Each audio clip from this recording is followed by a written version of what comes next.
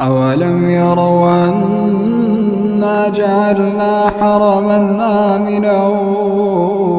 ويتخطف الناس من حولهم أفبالباطل يؤمنون وبنعمة الله يكفرون ومن أظلم ممن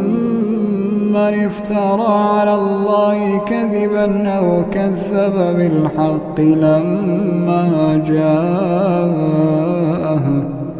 أليس في جهنم مثوى للكافرين والذين جاهدوا فينا لنهدينهم سبلنا إن الله لمع المحسنين.